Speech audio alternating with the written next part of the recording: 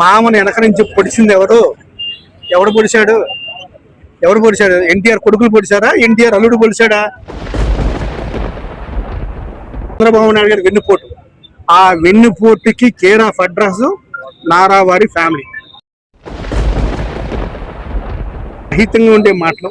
మేము ఎటువంటి పరిపాలన చేసామని అందుకని ప్రజలందరూ తెలుసు.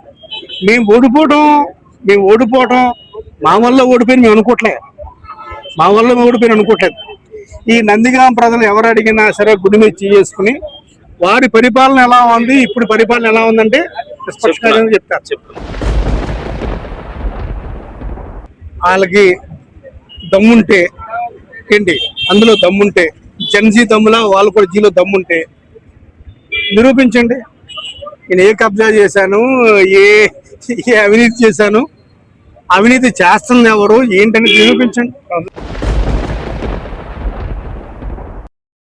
నమస్తే, నేను మీ ఇక్బాల్. ఎంఐటీవీకి స్వాగతం.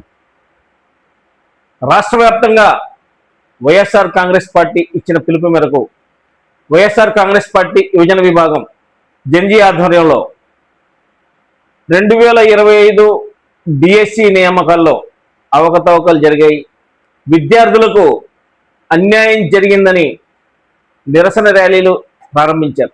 ఎన్టీఆర్ జిల్లా నందిగామ పట్టణం గాంధీ సెంటర్లో మాజీ ఎమ్మెల్యే మొండితోక జగన్మోహన్ రావు, ఎమ్మెల్సీ మొండితోక అరుణ్ కుమార్ ఆధ్వర్యంలో ఏపీ విద్యాశాఖ మంత్రి నారా లోకేష్ రాజీనామా చేయాలని జెన్జీ ఆధ్వర్యంలో రిలే నిరాహార దీక్షలు ప్రారంభించారు. ఆంధ్రప్రదేశ్లో 2025 డిఎస్సి నియామకాల్లో అవినీతి జరిగిందని, టీచర్ల నియామకం అక్రమంగా జరిగిందని మొండితోక బ్రదర్స్ ఆరోపిస్తున్నారు. అవకతవకలు జరిగాయి కాబట్టి విద్యార్థుల ఆందోళన మొదలైంది. ఈ విద్యార్థుల ఆందోళన చూసైనా ఏపీ విద్యాశాఖ మంత్రి రాజీనామా చేయాలి లేదా వాళ్ళ ప్రశ్నలకి సమాధానం చెప్పాలని డిమాండ్ చేస్తున్నారు.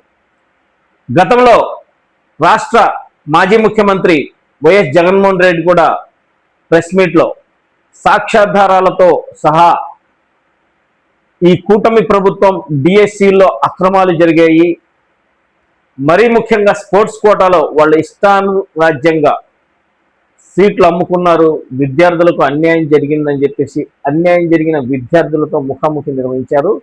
ఇది రాష్ట్ర వ్యాప్తంగా తెలిసిన విషయం. నందిగామ నియోజకవర్గంలో మాజీ ఎమ్మెల్యే మొండితోక జగన్మోహన్ రావు, ఎమ్మెల్సీ మొండితోక అరుణ్ కుమార్ గాంధీ సెంటర్లో రిలే నిరాహార దీక్షలు చేస్తున్న విద్యార్థులకు పూలమాల వేసి నిరాహార దీక్షల్ని ప్రారంభించారు. ఎవరిష్టానుసారంగా వాళ్ళు ఈ కూటమి ప్రభుత్వంలో ఎమ్మెల్సీల కోటాలో, ఎమ్మెల్యేల కోటాల్లో, మంత్రుల కోటాల్లో విద్యార్థుల విభాగంలో డిఎస్సి నియామకాలు జరిగాయని, వాళ్ళు ఇష్టారాజ్యంగా ఈ డిఎస్సీలని అమ్ముకున్నారని ఆరోపణలు చేశారు. ఈ ఆరోపణలకు సమాధానం చెప్పాల్సిన విద్యాశాఖ మంత్రి నారా లోకేష్ లేదా కూటమి నాయకులు ఏ రకంగా స్పందిస్తారో వేచి చూడాల్సిన సమయం.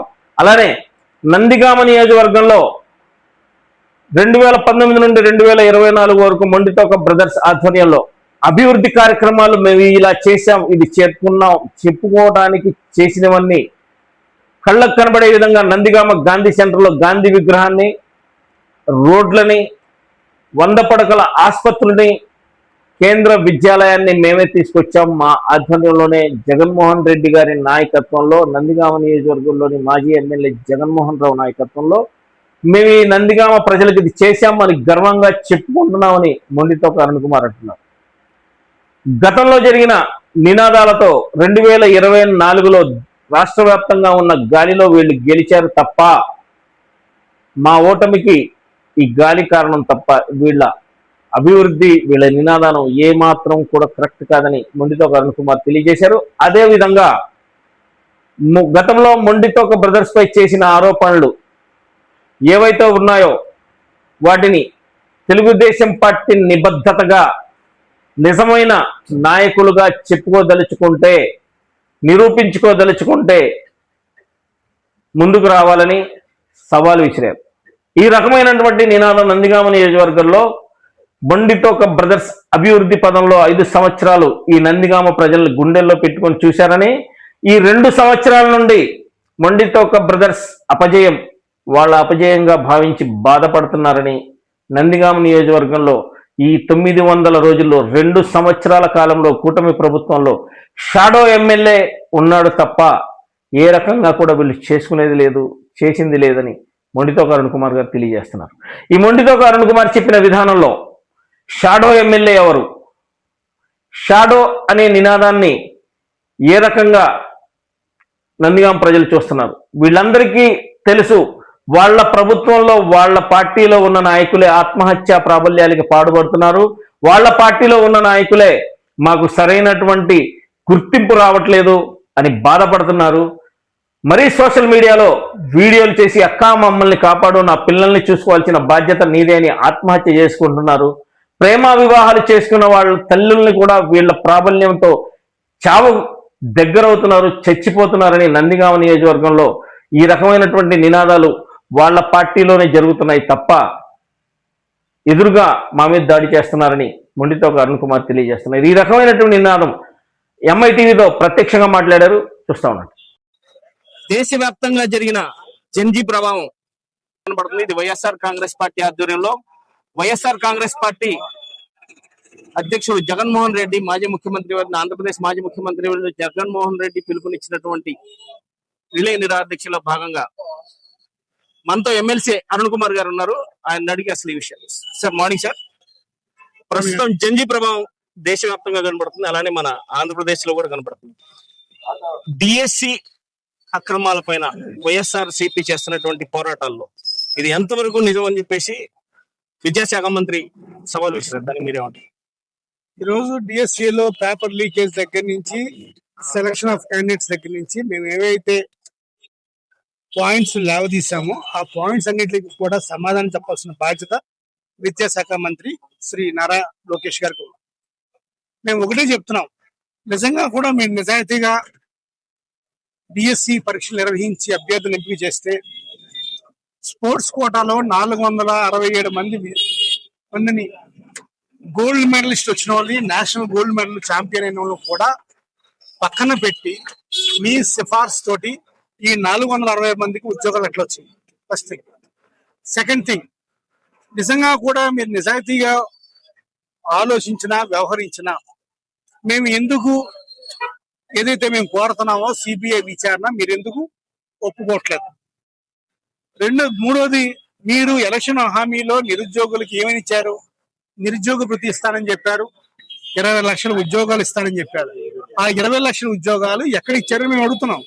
మీరు ఇచ్చారు కరెక్టే, ఎక్కడ ఇచ్చారని అడుగుతున్నాం, మాకు చూపించండి చెప్తున్నాం. మాకు కూడా ఒకసారి తెలుసుకోవాలని ఉంది, ఆ 20 లక్షల ఉద్యోగాలు ఎక్కడని అడుగుతున్నాం. నిరుద్యోగ వృత్తి ఇస్తానని చెప్పారు కదా, ఎక్కడన్నా ఇచ్చారా అని అడుగుతున్నాం. ఇచ్చాము, ఆ మంచిదే, మహాన్ బాబా ఇచ్చారు. ఇవ్వలేదు, అరే ఇవ్వలేదు, ఎందుకు ఇవ్వలేదు అని అడుగుతున్నాం. అంటే అది కూడా సమాధానం చెప్పరా? జగనన్న విద్యా దీవెన ఏమైంది? వసతి దీవెన ఏమైంది? నాడు నేడు కింద పనులు ఏమైనాయి? అంటే ఎన్ని విద్యార్థుల గురించి లేకపోతే నిరుద్యోగుల గురించి మేము అడగకూడదా? లేకపోతే మీరు అన్ని చేసేసారా? చేస్తే ఏం చేశారని అడగమంటున్నాం. అందుకు చెప్ప తప్పించుకోవాలి, మేము ఏం చేసినా ప్రతిపక్షం అడగకూడదంటానికి మంచి పద్ధతి కాదని చెప్పారు. అంటే విద్యాశాఖ మంత్రి స్పష్టంగా చెప్తున్నారు, మేము 16,000 ఉద్యోగాలు గడిచిన ప్రభుత్వంలో 5 సంవత్సరాల్లో ఉద్యోగాలు ఇవ్వకపోగా ఇచ్చిన వాటిని ప్రశ్నిస్తున్నారు. ఈ ప్రశ్న కూడా అర్థం లేదు. ఈ రకమైనటువంటి నినాదాలు వైఎస్ఆర్ కాంగ్రెస్ పార్టీ గొడ్డల పార్టీ, అసలు గొడ్డల పార్టీకి ప్రతి అంశంలో కూడా అదే లేదు. ఎవరి గొడ్డల పాటో ఎవరు వెన్నుపోటు పార్టీ తెలుస్తుంది. మామని వెనక నుంచి పొడిచింది ఎవరు? ఎవడు పొడిచాడు? ఎన్టీఆర్ కొడుకులు పొడిచారా? ఎన్టీఆర్ అల్లుడు పొడిచాడా? పొడిచినవాడు ఎవడు? ఈ తెలుగుదేశం పార్టీకి ఇద్దరు వెన్నుపోటుదారులు. ఒక వెన్నుపోటుదారుడు నాదండ భాస్కర్ రావు, రెండో వెన్నుపోటుదారుడు నారా చంద్రబాబు నాయుడు. పాపం ఎన్టీ రామారావు గారు భాస్కర్ రావు గారు పొడిచిన పొడుపుకి కుదులుకొని మళ్ళీ ఒక నెలలో బయటకు వచ్చారు. ఈయన పొడుపు ఎంత ఘోరంగా పొడిచాడంటే దెబ్బకి ఆయన హార్ట్ అటాక్ తో చనిపోయాడు. ఆయన చనిపోవడానికి కారకుడు ఎవడు? నారా చంద్రబాబు నాయుడు గారి వెన్నుపోటు. ఆ వెన్నుపోటుకి కేర్ ఆఫ్ అడ్రస్ నారా వారి ఫ్యామిలీ. సో ఈ గొడ్డల పార్టీ, వెన్నుపోటు పార్టీ, మీకు నిజంగా సత్తా ఉంటే, దమ్ము ఉంటే, మీ ప్రభుత్వంలో హత్య జరిగింది, వివేకానంద రెడ్డి గారి ప్రభుత్వం హత్య మీ దీని మీద జరిగింది. ఇప్పుడు మీ ప్రభుత్వం ఉంది, మీరు సిబిఐ విచారణ చేస్తారా, సిఐడి విచారణ చేస్తారా? ఏదో విచారణ చేయించండి. ఏది చేయకుండా గొడ్డల పార్టీ అంటే ఏంటి? ఎవరు నరకాలి గొడ్డల పార్టీ అంటే? సో అంత దూరం వెళ్లకుండా మీ వెన్నుపోటుదారులను ఉంచుకోండి. సరే, 2.5 దశాబ్దాల నందిగామ తెలుగుదేశం పార్టీ రాజకీయాన్ని సో కూకటి వేళ్లతో యాక్చువల్ గా 5 సంవత్సరాలు మీ పరిపాలనని నందిగామ ప్రజలు పారదోలేరు. మీరు కబ్జాదారులు, దోపిడీదారులని నినాదంతో వీళ్ళు ఎలక్షన్ లో గడిచిన 2 అంటే దాదాపుగా 900 రోజుల్లో నందిగామ నియోజకవర్గం అభివృద్ధిలో పొందంలో నడుస్తుందని ప్రస్తుత ఎమ్మెల్యే వాళ్ళ అనుచరులు అంటున్నారు. ఎమ్మెల్సీగా ఈ నందిగాంపై మీకున్నటువంటి ప్రభావాన్ని ఏ రకంగా చూస్తారు?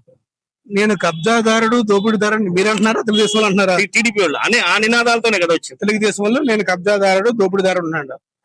వాళ్ళకి దమ్ముంటే ఏంటి, అందులో దమ్ముంటే జన్జీ దమ్ములా వాళ్ళు కూడా జీలో దమ్ముంటే నిరూపించండి. నేను ఏ కబ్జా చేశాను, ఏ అవినీతి చేశాను, అవినీతి చేస్తుంది ఎవరు ఏంటని నిరూపించండి. ఈ పిచ్చి మాటలు, పిచ్చి కబుర్లు అంటే ఎన్నికలకు పనికి వస్తాయేమో తప్ప ఇంకా మిగిలిన దానికి ఎందుకు పనికిరాదు. అర్థం లేని మాటలు, సంస్కారం లేని మాటలు, సంస్కార రహితంగా ఉండే మాటలు. మేము ఎటువంటి పరిపాలన చేసామని నందిగామ ప్రజలందరూ తెలుస్తారు. మేము ఓడిపోవటం మా వల్ల ఓడిపోయిన మేము అనుకోవట్లేదు. ఈ నందిగామ ప్రజలు ఎవరు అడిగినా సరే గుడి మీద చేసుకుని వారి పరిపాలన ఎలా ఉంది, ఇప్పుడు పరిపాలన ఎలా ఉందంటే స్పష్టంగా చెప్తారు. ఒక గాలి 2019లో వైఎస్ఆర్ కాంగ్రెస్ పార్టీకి ఎటువంటి గాలి వచ్చిందో 2024లో 3 పార్టీలు కలవటం వల్ల తెలుగుదేశం పార్టీ కూటమికి గాలి వచ్చింది. ఆ గాలిలో వీళ్ళు గెలిచారు తప్ప వీళ్ళేదో సంస్కారవంతులు, విజ్ఞానవంతులు, జ్ఞానవంతులు, నిజాయితీ పరులు, నిజాయితీకి క్యారెక్టర్కి పెద్ద మనుషులు అని చెప్పి వీళ్ళేం గెలిపించలేదు.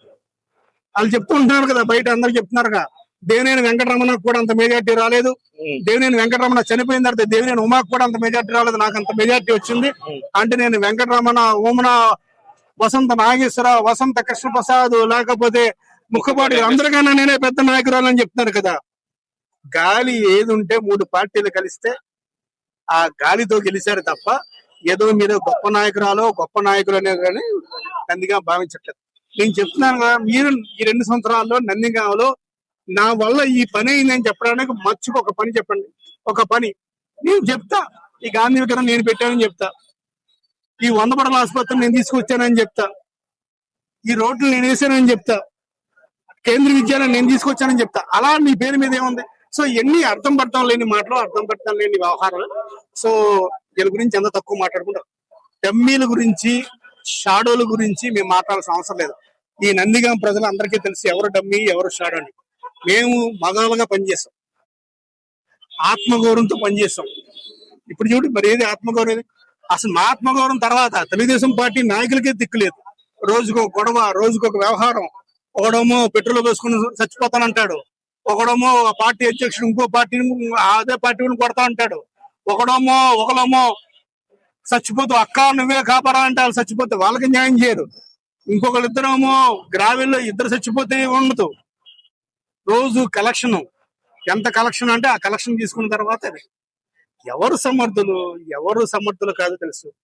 నీ సొంత పార్టీ కూటమి ప్రభుత్వం ఉండి నీ మున్సిపల్ చైర్మన్ నువ్వు ఎన్నుకునే స్వతంత్రము, స్వేచ్ఛ, దమ్ము లేని వాళ్ళు, అదే విధంగా మార్కెటింగ్ చైర్మన్ ఎవరు నిర్మించుకోవాలో స్వేచ్ఛ, దమ్ము లేని వాళ్ళు మీరు మాకు చెప్తేలాగా. సో ఎవరు కబ్జాలు చేశారు, ఎవరు చేశారు తప్పకుండా తెలుస్తుంది. సో ఇది రాష్ట్ర వ్యాప్తంగా జంజీ ప్రభావం బాగుంటుందంటారా? తప్పకుండా చూస్తున్నారు కదా. ఈరోజు కేంద్రంలో ఏదైతే జంతర్ మంతర్ వేదిక పోరాటం జరిగిందో అటువంటి పోరాటాలు ఆంధ్రప్రదేశ్ లో జరుగుతాయి. దానికి వైఎస్ఆర్ కాంగ్రెస్ పార్టీ ఉత్తరిస్తుంది. సో చూశారు కదా, రాష్ట్రంలో జరుగుతున్నటువంటి జంజీ ప్రభావం రానున్న రోజుల్లో కూటమి ప్రభుత్వాన్ని కుగలు వేలు తొప్పిచ్చే అవకాశాలు కూడా లేకపోలేదనేది ఎమ్మెల్సీ అరుణ్ కుమార్ గారు తెలియజేస్తారు.